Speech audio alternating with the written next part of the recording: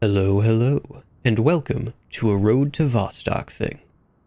Road to Vostok is a single-player, not quite extraction shooter that's kinda like Stalker Gamma with a bunch of survival mechanics, and it's just got a lot of vibes and I think it's neat, so I'm gonna yap about it. This is your warning, I guess. Before we get right into it, two quick things. One, this is not sponsored in any way. I have had no interaction with the developer beyond giving them my money via Steam and then playing their game. And two, quick shout out to my supporters on Patreon who I guess are sponsoring this video now that I think about it. These folks go above and beyond to support me, which lets me do stuff like this very video, and I'm very grateful to them. It's never required, but always appreciated. Thank you. So this isn't quite a review, it's more a collection of thoughts I have about a game in a very early access state, but it is vaguely review shaped, so let's get into it. Road to Vostok, which has a name so close to Escape from Tarkov that I have to stop and mentally check each time I write it, actually draws more direct inspiration from Stalker, especially mod packs like Gamma. But let's assume you don't know what any of that means by talking about the gameplay loop. The default spawn starts you in a tiny cabin safe house. Get used to it. This is home for a while. As you progress, you'll unlock furniture that you can place around for additional storage, and there are also other safe houses to unlock, but this is your stash in Tarkov, your vault in Marathon, whatever it's called in Arc Raiders. Except here, it's mechanically more like your home in Skyrim, where you can leave your collection on display on shelves and tables. The storage management is not the whole game. Well, it kind of is, but let's get out into the game world because time's a wasting, quite literally. The clock does not stop while you're in your hideout, and that means things don't stop moving. Although Road to Vostok is extraction shooter shaped in a lot of ways, it's very much also a survival game. I would argue it's a survival game first. And as such, you are a human creature, beset with the demands of survival thereof. You got a bunch of bars to manage in this corner, and a bunch of status effects to hopefully not manage in the other corner. Issues with these bars or icons can be ameliorated with various items found around the world or traded for with NPCs. And these bars, especially the hunger and thirst, do not mess around. They drain quickly, and they drain even while you're messing around and decorating your survivalist hovel. Finland is harsh this time of year, any time of year, and resources are hard to come by. You'll be scrounging for the basics from the very beginning. Gear is tight, meds are tight, food is tight, ammo is tight, everything is in limited supply. You'll be eating crackers from the floor, drinking juice from the trash, and trading guns looted from fresh corpses for bandages. But we'll get to that. There are plenty of lootable containers scattered throughout the maps, but drop rates are pretty low. This encourages the player to move quickly and efficiently. Moving fast means moving recklessly, and that can lead to making stupid mistakes. Okay, but once you get the basics of food and drink vaguely under control, the next thing you have to deal with is making sure you can't fall all the way back to zero. Unlike most extraction shooters, there is no safety net in Road to Vostok. There's no free kits, there's no insurance, there are no risk-free runs. Every run is live. Every run is putting your stuff at risk. If you die with all of your material possessions on you, there is no corpse run. Your stuff is just gone. I had to restart my first playthrough because I lost everything on an early run. My stash was an AK with no mag and no ammo and a packet of cat food. So the next order of business is collecting gear not only to outfit yourself, but also to build up spares so you aren't starting from zero when you inevitably die to something. But here you are, scrambling from place to place when...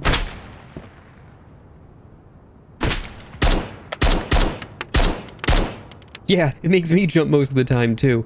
Combat often arrives suddenly, with the first order of business being figuring out where you're even under fire from and getting into cover. Not necessarily in that order.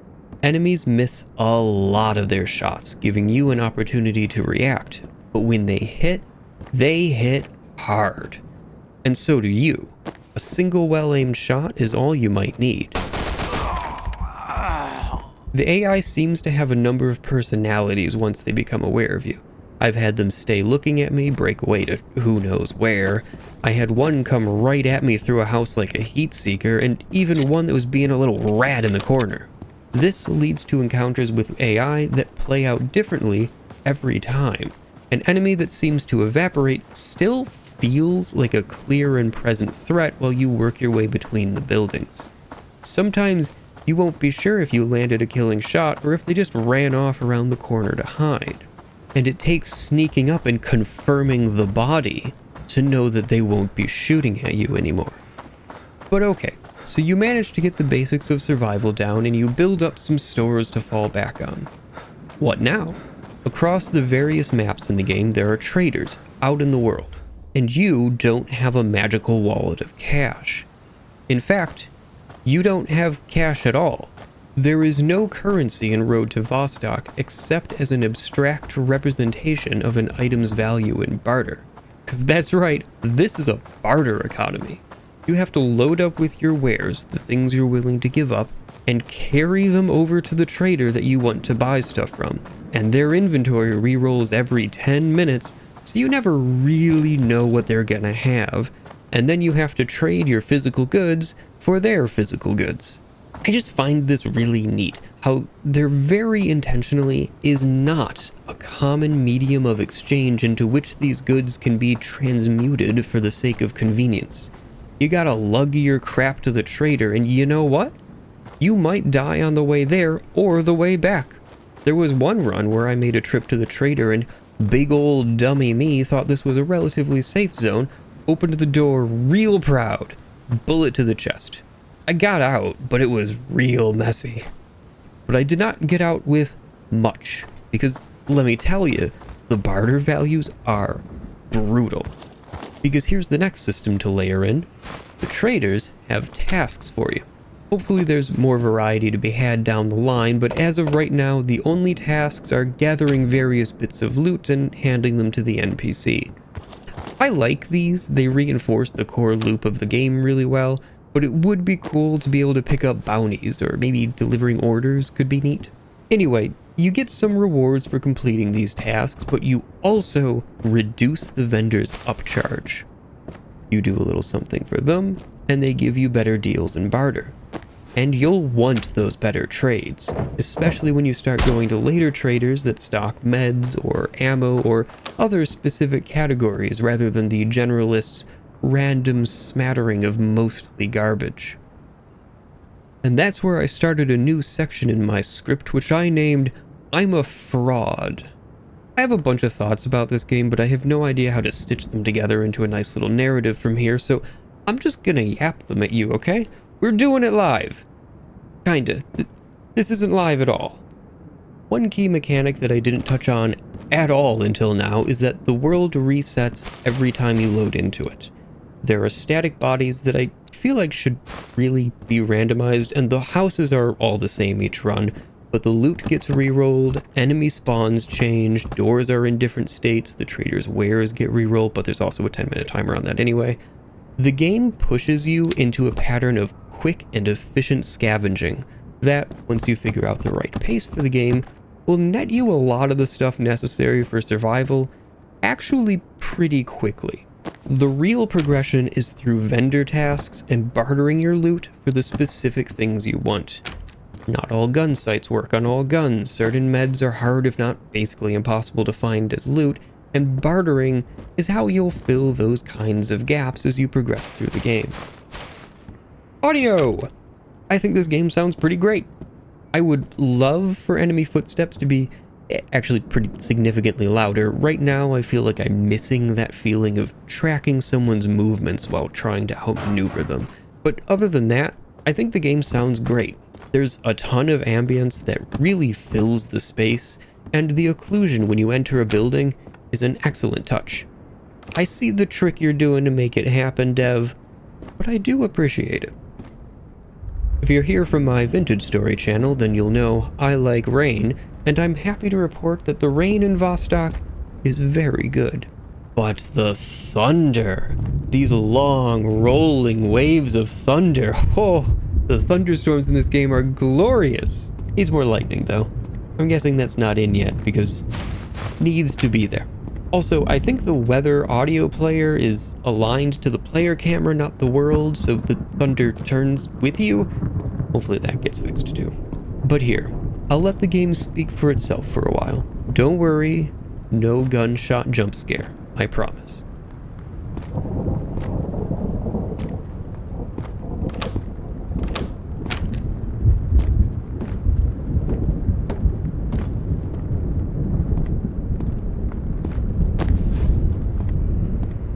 It's pretty good, right? I'm like 90% sure I hear most of a mourning dove's courtship call in the daytime mix, and I know there are no mourning doves in Finland, so I have that minor quibble, but I'm sure most people won't notice or care. Besides, it's the guns that really steal the show in the audio department. Well, that's almost not even true. It's the audio engineering of how the game handles audio overall, but gunfire audio specifically. Getting shot at will make you jump. It's not, I don't think, louder than any other game on my computer. It's no more sudden than when I get unexpectedly shot at in Marathon. And there's plenty of volume for the ambient sounds as well, so it's not like I'm straining to hear and then getting jump scared. No, it just feels like getting shot at more than getting shot at in anything else I've played. Obviously, there's a bunch of information packed into the gunfire. Use your headphones with this one. I've been able to make out the whiz of the bullet through the air, the bullet impact, the report, and a reflected echo from the opposite direction. And thanks to all this information, it is incredibly instinctive and intuitive where enemies are. Usually. Sometimes they're real far out and you can't make out the muzzle flash, so you just gotta dodge and weave because you'll never know where they are. You know, I said these weren't going to be well connected, but that's a great way to segue into talking about the AI. It's a curiously mixed bag, I'll say. I alluded to how the enemies seem to have different behavioral patterns, and I like that a lot. However, they also have one behavior pattern that's really common, and that's attacking you from across the map when they're about 5 pixels tall. I don't mind that sometimes, but man, the fights between buildings are really where it's at, and the game should encourage more activity in that range. It sometimes seems like the AI will engage from far away, and then my dipping into cover will break line of sight, and they just forget all about me. This could also be them choosing to not take the fight rather than just not having any object permanence, but the AI's alert state is completely inscrutable to me, which I'll get back to in a second. I also think they're too quiet in general. Again, louder footsteps would help a lot. I mostly hear enemies through their pretty frequent chatter. Enemy chatter like this, especially in games with a strong stealth focus, is used to communicate information about the enemy's state. If they're searching, lost interest, that kind of thing. I have no idea what these voice lines are supposed to indicate. Now, a lot of that is because they're in Finnish, and I respect sticking with Finnish throughout, except for the intro monologue. I really do. So I propose subtitles within a range, and also subtitles on the radio next to the safe house, please. I assume that's world building playing on that thing, and I would like to have it, please. If the dev wanted to be really cool, there's a lot of indie games that support community translations by just dropping a CSV or a JSON file or whatever into a folder. And if we could use that same support to rename the guns that have legally distinct names, that would also be really cool. Okay, charging out now. You are so heavy in Road to Vostok. And I don't just mean that you're slow, though you are. The early game movement speed in Morrowind is also slow, but I would not call the Nerevarine heavy. In Road to Vostok, you are the victim of momentum and inertia, and it feels really good. Starting and stopping responds immediately, but you take about a half step more to actually come to a stop. When you run between cover, you want to have a little head start to build up speed. And I love how that works to help build tension, even when nothing is happening. It makes the simple interaction of just moving between pieces of cover feel like more of a commitment. Your momentum makes it that little bit harder to back out of situations, leaning into the constant risk assessment that defines Road to Vostok. Awkward slam cut into a discussion about the way Road to Vostok looks. Hey, I said this was going to be rough. Game's in early access. This review is in early access. I'm giving myself a pass. I've been finding the public reaction to the way this game looks really interesting. Now, I'm going to say right off the top that I like the way Road to Vostok looks. This game exudes a vibe. The world feels gritty and pretty tangible. The transition in terrain is especially good, and I just love the color palette overall with these really deep and contrasty shadows. And that's the general sentiment that I'm seeing from players, that it looks pretty good. And I find that fascinating because while I agree that it looks good, it also looks really dated in technical ways that appear very obvious, at least to me. It uses screen space reflections that often break in very visible ways. The screen space ambient occlusion is not particularly stable, and your character's hands have a huge glow radius around them. And I have to say that this 8x MSAA is not really doing that great of a job on the foliage, and it honestly looks a lot like SMAA, which I'm not fond of as an anti-aliasing solution generally, but hey, at least it isn't TAA. This is personal preference, and it's not a deal breaker, but I might end up injecting FXAA at some point. Proper SSAA would be nice though. Again, I like the way Road to Vostok looks. I want that to be abundantly clear. I think it's a good looking game. I also like the way Vintage Story looks, or Atlas, or Sectori, or Wipeout 3, which I think is one of the best looking games ever made, and it's on an actual PS1. I mean, I'm showing emulator footage at 6 times the original resolution and with PGXP geometry correction and perspective correct textures, and we can argue all you want about where the line falls as far as what's a valid hardware limitation to remove, but the point remains that I like how this crusty old PS1 game from 1999 looks. A game can look great while being very unimpressive in a technical sense. I'm more just confused/surprised that the general consensus is that this game looks good when the general consensus on graphics usually has a pretty linear relationship with, like, the technical side. And Road to Vostok, objectively, looks very dated. But it looks good, and I can get over 300 FPS completely maxed out, and there's no temporal artifacting anywhere to speak of, so I'm happy. Oh yeah, the performance is great because it's graphics tech from like almost a decade ago. Love it. No complaints.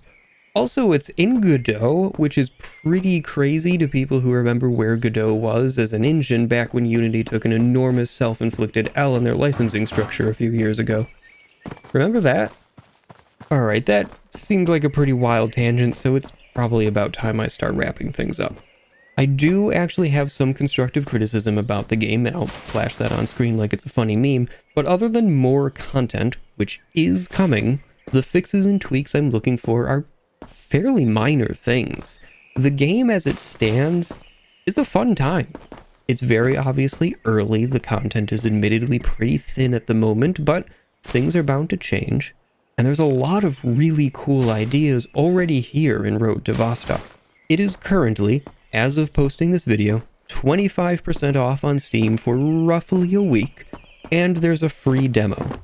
If you think you might be into a single-player, hardcore, survival, extraction adjacent game, you have basically nothing to lose by trying it. And that's a wrap. There's links to my Discord, Patreon, and Blue Sky in the doobly-doop below, and please like, comment, and or subscribe as you feel I deserve. But at the end of the day, thank you very much for stopping by and quite literally listening to me yap about a game I find neat, TM, and as always, have a great one.